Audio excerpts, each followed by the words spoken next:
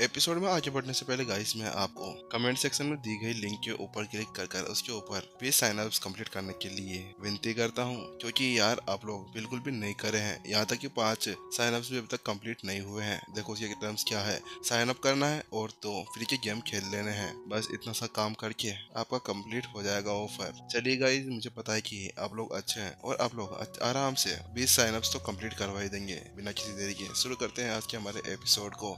जैसा कि हमने लास्ट एपिसोड के अंदर देखा था, विपिन अब संत लेवल स्टेज 3 के लिए सफलता प्राप्त करना चाहता था। हालांकि वहां पर ही उसके पास में सारी चीजें पड़ी हुई थी, लेकिन वहां पर उसके साथ में एक प्रॉब्लम आ गई थी। उसकी आत्मा बहुत ज्यादा बड़ी थी और उसका जो मूल कोर था वो बहुत ही ज्यादा छोटा था। इसी वजह से उसकी आत्मा उसके अंदर नहीं घुस पा रही थी। उसके बाद में उसके दिमाग के अंदर एक आइडिया आया और उसने सोचा कि शायद उसको फराज पैलेस के अंदर कुछ मिल सकता है। इसी वजह से जब उसने फराज पैलेस का वह ओब निकाला, उसी के साथ में वो वहां से गायब हो जाता है। तो चलिए शुरू करते हैं आज के हमारे इस नेक्स्ट एपिसोड को। अगले ही पल अब विपिन फराज पैलेस के सामने जाकर खड़ा हो गया था और अभी उसके सामने एक साइन बोर्ड था जो पूरी तरह से अभी हाई लेवल स्पीड स्टोन से बना हुआ था। उसको देखने के बाद में तो विपिन के मन के अंदर एक बार तो ये ख्याल आया था कि वह इसको यहाँ पर चुपचाप से उठाकर ले जाए। हालांकि अब हाई लेवल स्पीड स्टोन से उसका कोई भी काम का नहीं था। इसी वजह से अब विपिन का उसके ऊपर से पूरी तरह से इंटरेस्ट ही उठ चुका था।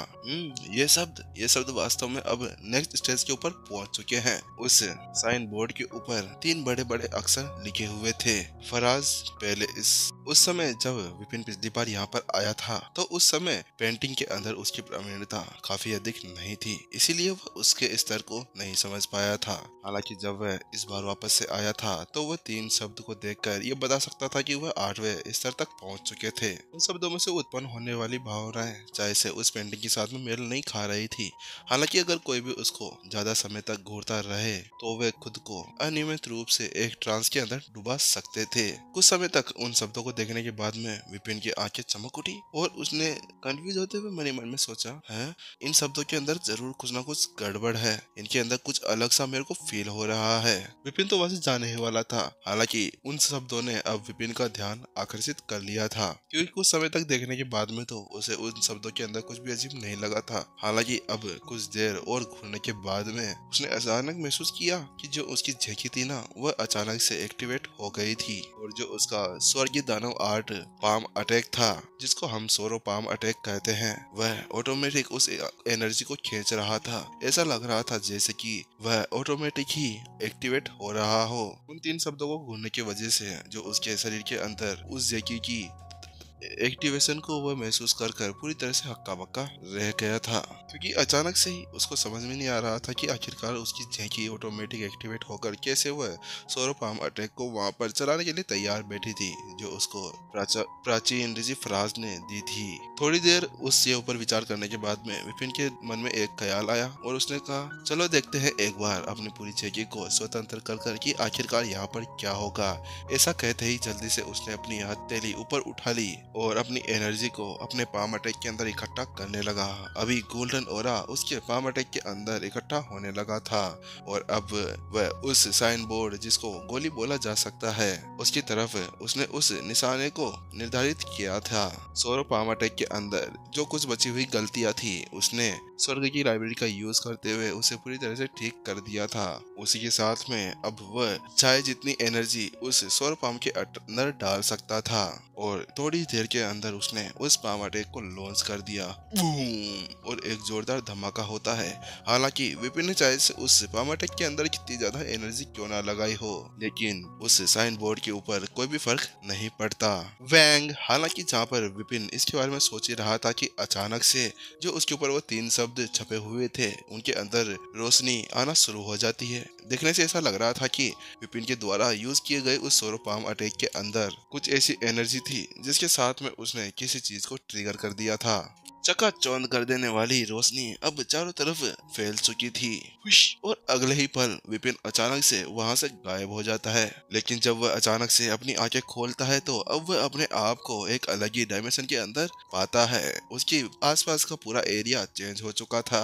वह स्थान जहाँ पर विपिन अभी भी आया था वह इतना ज्यादा बड़ा भी नहीं था। हालांकि उस जगह के अंदर हर एक जगह पर बहुत से शिलालेख लिखे हुए थे और वो पूरी जगह उन्हीं शिलालेखों के साथ में भरी हुई थी। सबसे पहले वहाँ पर लिखा हुआ था स्वर्गीय कला का आयाम को सुलझाने की टेक्निक। जैसे विपिन ने उन सभी शब्दों को पढ़ा तो अचानक से उसकी आंखें वहीं पर ही सिकुड़ गई, क्योंकि जब विपिन ने उन सभी शब्दों को एक साथ रखा तो वह देख सकता था कि उन सभी शब्दों के अंदर एक अनोखी कला छिपी हुई है। उस टेक्निक को जो अभी विपिन वहाँ पर पढ़ रहा था उसका नाम था आर्ट ऑफ डायमेंशन अनरावेल। विपिन ने उसकी पूरी सामग्री को पढ़ा ना तो उसको देखकर विपिन आराम से बता सकता था कि वास्तव में ये टेक्निक बहुत ही ज्यादा खतरनाक थी। जहाँ उसने अब तक जितनी भी ज्यादा टेक्निक सीखी थी, चाहे से वो कोई सी गुप्त कला हो, लेकिन वह सभी गुप्त कलाएं अभी इस टेक्निक के सामने कुछ भी नहीं थी। विपिन इसके बारे में सोच ही रहा था कि अचानक से उसके ख्याल आता है और उसकी आंखें चमक उठती है। क्या क्या ये हो सकता है? क्या यही फराज पैलेस की विरासत है? बस विपिन के मन में ये विचार आया ही था कि विपिन तो ही मेरे को मजा आ गया, आज तो यहाँ पर मेरी लॉटरी लग गई। वो तो पागल हुई जैसे वहाँ पे हंसने लगा था। ऐसा लग रहा था किसी ने उसको बहुत सारे केंद्रीय हाई लेवल स्पेस स्टोन्स दे दिए हों, क्योंकि जब पिछली बार वह वहाँ पर प्राचीन ऋषि फराज से मिला था तो उस समय बात करते हुए उसने उनको बहुत ही खतरनाक आघात पहुंचाया था, जिसके कारण उसकी वो पूरी मूर्ति टूट गई थी। और इससे पहले कि वह उसको विरासत के बारे में बता पाता वो वहाँ से पूरी तरह से गायब हो गए थे। वहीं पर विपिन अब मन ही मन में सोचने लगा, वास्तव में प्राचीन ऋषि फराज ने यहाँ पर बहुत ही ज्यादा अच्छा दिमाग लगाया है, क्योंकि जो भी यहाँ पर इस टेक्निक को ढूंढने के लिए आता था वह तो सीधे ही इस फराज पैलेस के अंदर चला जाता था और सेंटर में जाकर उस टेक्निक को ढूंढने लगता था। हालांकि कौन सोच सकता था कि जिस टेक्निक को वह सभी लोग वहाँ पर ढूंढ रहे थे वह तो यहाँ पर बाहर ही पड़ी हुई थी।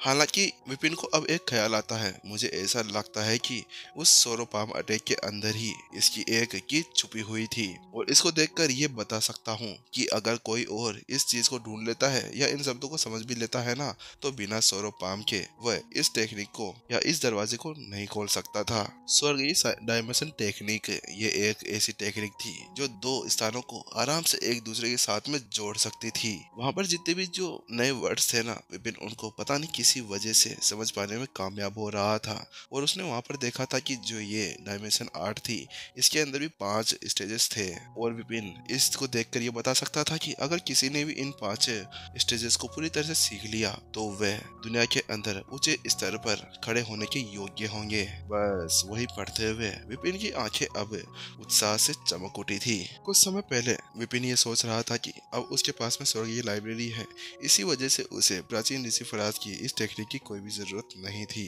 हालांकि जब अब उसने इस विरासत को यहाँ पर हासिल कर लिया था तो वह खुशी के मारे नाचने लगा था, क्योंकि वास्तव में उसने आखिरकार इतनी ज्यादा खतरनाक विरासत को हासिल कर ही लिया था। क्योंकि डायमेंशन आर्ट एक ऐसी खतरनाक टेक्निक थी जिसके अगर वह वहाँ पर सीख लेता है तो उसके बाद में वह स्पेस के एलिमेंट्स को समझने में कामयाब हो जाएगा, जिसके साथ में वह आराम से स्पेस को तोड़ मरोड़ कर उसको कहीं से भी कर सकता था। इससे उसकी जो युद्ध क्षमता थी वह कई गुना वृद्धि होगी। विपिन अगर तू यहाँ पर इसके सेकंड स्टेज को भी सीख लेता है ना तो उसके बाद में तू आराम से अली से निकल कर भाग पाएगा, भले ही एक बार फिर से वह अली तेरे सामने क्यों ना आ जाए। कि अब तक अली ही था जो सबसे ज्यादा खतरनाक लड़ाकू था जो उसके सामने आज तक आया था, क्योंकि वास्तव में अगर वह यहाँ पर अपने सभी साधनों का उपयोग भी करता ना तो वह वहाँ पर उससे बच पाने का कोई भी मौका नहीं दे पाता और उसका वहाँ पर बचने का कोई भी मतलब नहीं था। हालांकि अब इस डायमेंशन आर्ट के साथ में अब वह सारी सिचुएशन पूरी तरह से अलग हो जाएगी,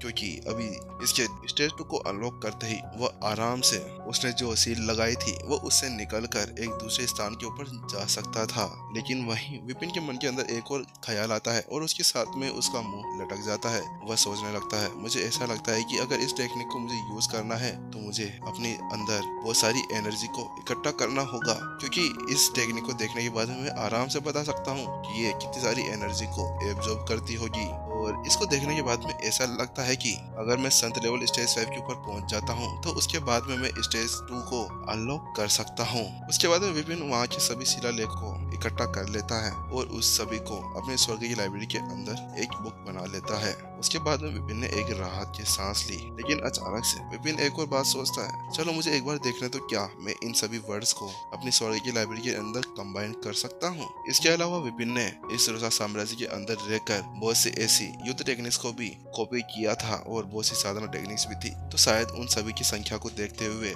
ये यहाँ पर इसका न्यू बुक बना सकता है। ऐसा ही सोचते हुए विपिन ने जल्दी से कहा कंबाइन, और ऐसा कहते ही जल्दी से अब विपिन के सामने एक किताब आ गई। जल्दी से विपिन अब उस बुक को देखने के लिए उसकी तरफ बढ़ा और उसके पन्ने पलटने लगा, और जल्द भी जो उस मैनुअल के अंदर लिखा हुआ था वह सारा ज्ञान उसके दिमाग के अंदर प्रवाहित होने लगा। उसको पढ़ते ही विपिन के दिमाग के अंदर बत्ती जली और उसकी आंखें खतरनाक रूप से चमकने लगी। वाह, मजा आ गया, वास्तव में मैंने यहाँ पर इसके स्टेज 1 की मैनुअल को बना लिया है। लेकिन वह उन सभी बुक्स के साथ में अभी उसका स्टेज 2 अनलॉक नहीं कर पाया था। हालांकि इस सब के बावजूद भी वो बहुत ही ज्यादा खुश था, क्योंकि आखिरकार उसने कम से कम इसके स्टेज 1 को तो अनलॉक कर ही लिया था।